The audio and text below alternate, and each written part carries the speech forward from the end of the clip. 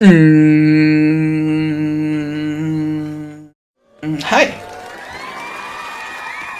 Sorry, lass mich mal realistisch sein. Guten Tag. Mein Name ist Kaya Golubczyk. Ich bin 21 Jahre alt, komme aus Hamburg, benutze was auch immer für welche Pronomen.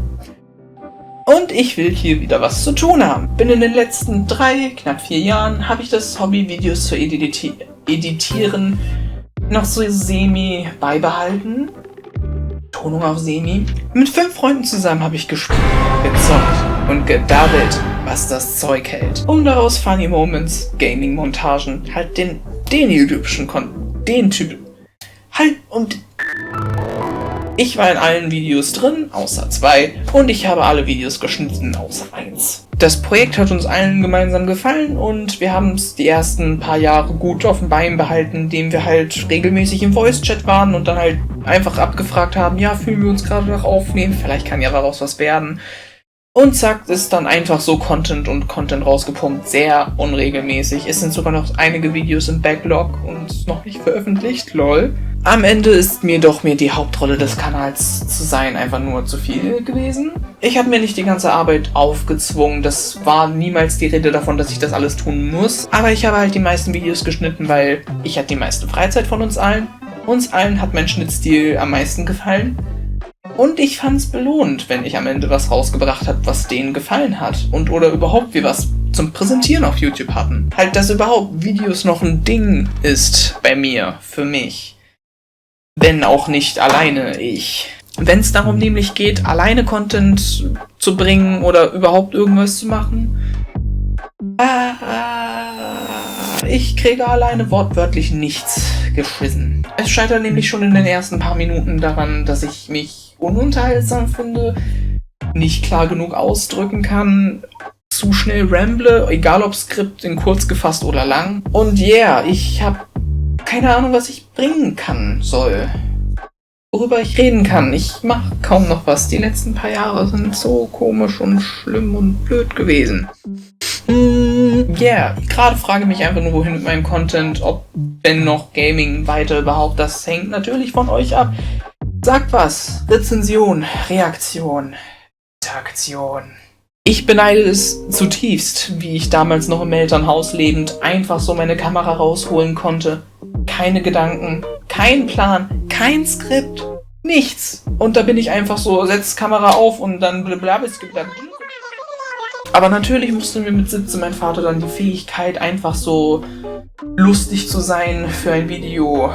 Das musste er... Schluss, stopp. Denn mit 17 sind seine Arbeitskollegen neugierig geworden und haben nach seiner Familie geschaut, mich gefunden und somit auch ein Grund, meinen Vater zu hänseln. Und natürlich macht mein Vater das einzig Sinnvolle und überträgt das Mobbing auf mich und shuttet meinen Kanal quasi down, zwingt mich aufzuhören, weil schwules Kind, Clown, was tust du da, lol, in deinem Video? Danke, Vater. Leben zwischen 13 und 18 habe ich sehr verabscheut, aber da kann ich vielleicht in einem anderen Video elaborieren. In diesem Video tue ich schon, glaube ich, genug Trauma-Dumping. Anyway, hier bin ich. Mal wieder. Ich mache nun Gebrauch von 2Bär als Variety-Channel. The way wie ein Bär mehrere Arten an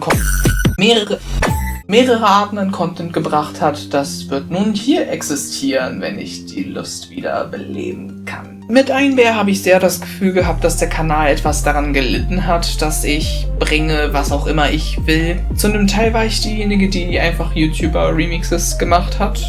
Mehr nicht. Für ein paar andere war ich mehr unterhaltsam in meinen sprechenden Content. Ich meine, was bringe ich überhaupt noch gerade auf YouTube? Dieser Kanal hat ursprünglich als Make-up-Kanal angefangen.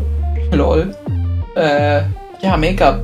Nee, Make-up-Community tot. Was habe ich schon darin zu suchen? Außerdem fühle ich mich nicht so gut in Erklären, was der Grund ist, warum ich selten so Projekt-Breakdowns auf meinen Kanal mache und überhaupt Musik erkläre, wie ich was mache, was ich mag, weil für mich Musik so ein ich tue es, weil es sich richtig anfühlt. Progress ist. Und ja, Gaming ist halt schon da einigermaßen. Rede ich sonst? Commentary ist Ausdruck. Komisch, Yeah. Sag mal, meldet euch, Kommentare. Ansonsten QA. Vor 2 Jahren habe ich noch versucht, Fragen zu sammeln für ein Q&A, aber da habe ich dann irgendwie niemals Lust gefunden, das tatsächlich aufzunehmen, um zu beantworten. Ach ja, und weil Q&A-Section nicht auf persönliche Sachen eingehe. Content Warning. Mental Illness, lol. Wenn das hier ein Video für euch zur Unterhaltung ist und ihr euch das Thema nicht so ganz geben wollt gerade, völlig verständlich, völlig valide. Ich habe da überhaupt nichts gegen zu sagen. Spult einfach deswegen hier vor. Hast du mit Kuro alles klären können? Sein Video hat mir halt einen Shitstorm gegeben, mit dem ich so überhaupt nicht klar kam. Das war eine Hatewelle, die wirklich nicht nur mich überrascht hat, sondern unterstützt hat und gefördert hat, was schon bereits da war an Selbsthass und Gedanken daran mit meinem... Ich finde es schade, dass ich so dolle reagiert habe und oder das nicht einfach ausblenden konnte, weil ich dann meine ganzen Videos gelöscht habe, anstatt sie zu privatisieren. Ich meine, zwar wurden die Kommentare dadurch gelöscht, aber die Bewertungen haben auch nochmal sehr für sich gesprochen und dunkel, aua. Aber weil mein Video am Ende runter war, habe ich gemacht, was er wollte, also gab es quasi nicht nochmal einen Grund drauf einzugehen. Wobei, in einem anderen Video ist er nochmal darauf eingegangen und hat sich dann so versucht darzustellen als, ja, ich war halt unhöflich in der Konversation, weil manchmal Grenzen überschreiten und habe ich wenig Temper und da kann ich mich nicht kontrollieren. Das passiert doch jedem. Das Video ist schon längst wieder privatisiert, deswegen kann ich ihn nicht genau zitieren, deswegen habe ich das nur in meiner Erinnerung. Zumindest hat mich Mimi mal vor mehreren Jahren gefragt, ob das Video noch existiert, ob ich das noch habe auf meiner Festplatte, ganz zufällig.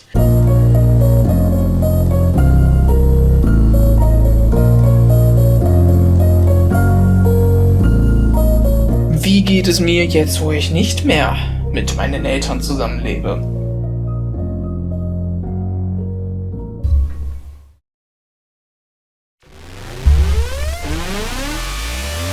Ich wünschte so sehr, dass das Umfeldwechseln ausgereicht hätte. Aber leider sind die ganzen Beleidigungen, die mir an den Kopf geschmissen worden sind in der Schule, die ganzen Einstellungen, dass ich quasi selber schuld bin an dem Mobbing, weil ich mich als schwul ausgegeben habe, das habe ich sehr verinnerlicht. Es haben sich sehr viele mentale Krankheiten gebildet und verwurzelt im Kopf.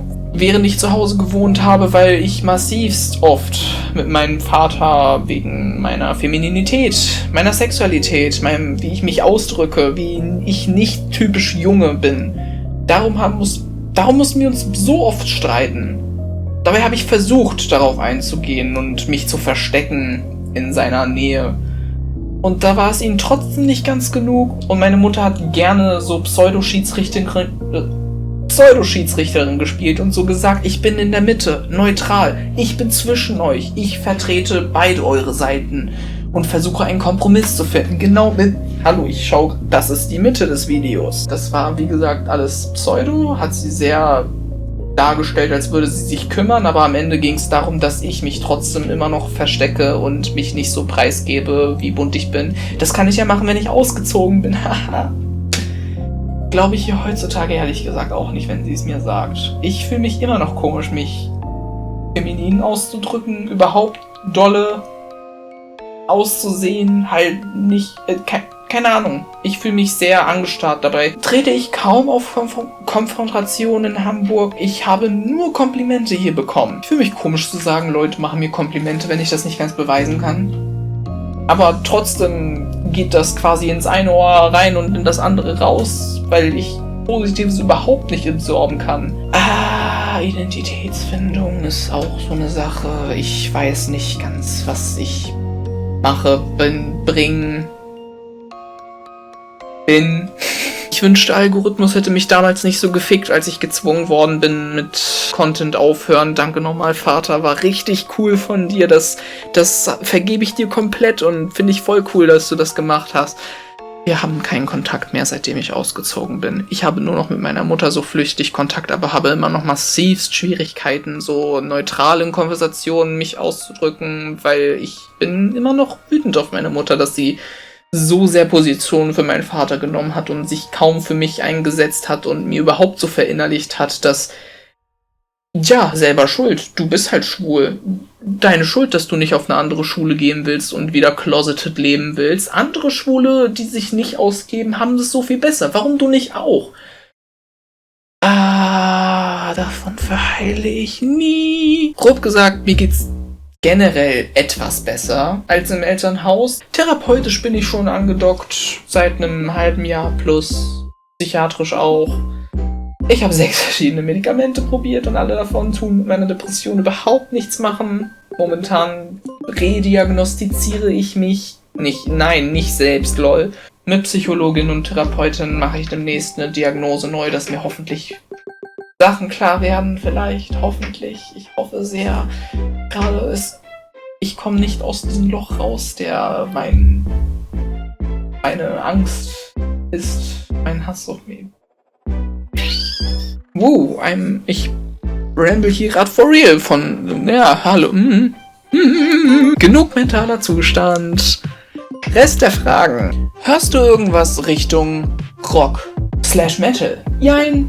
Ice Peak oder 100 Gags, die so die beiden Genres mit anderen Sachen auch mischen. Und was ist deine Lieblingsband? 100. Sex. Wie alt bist du? 21 Jahre alt momentan. Wo sind deine Augenbrauen hin? Dubstep oder? Natürlich Dubstep. Kommen die alten Sachen irgendwann nochmal? Ich habe keine Musik oder Videos mehr, die vor der Corona-Hate-Welle existiert haben. Aber es existieren Reuploads von den ersten paar YouTuber-Songs, die ich gemacht habe.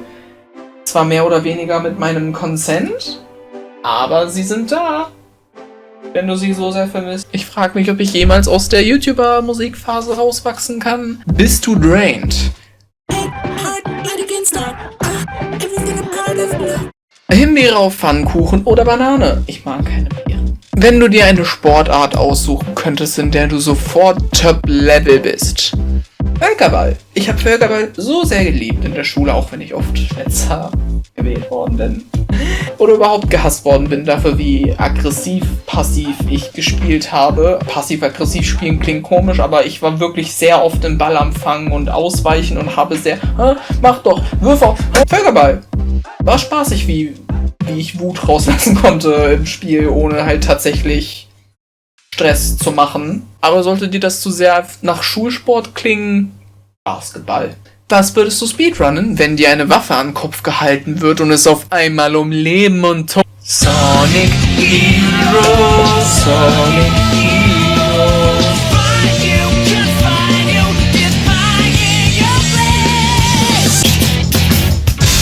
Ich kenne das Spiel und ich liebe es. Oder vielleicht ein 2D-Mario-Teil, weil die sich im Speedrun sehr sexy anfühlen. Also vielleicht New Super Mario Bros. 2, also aus selben Gründen. Wann endlich erste Ein Bär Hyperpop Single?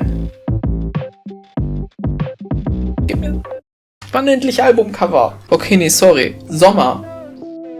Hoffentlich nächsten Monat. Ich habe schon letztes Jahr ein bisschen manifestiert, dass ich das Late Spring rausbringen möchte. Aber ups, ich krieg mich kaum dazu motiviert, ein Albumcover zu fotografieren oder zu editieren oder überhaupt ein Konzept für Visuals aufzukommen.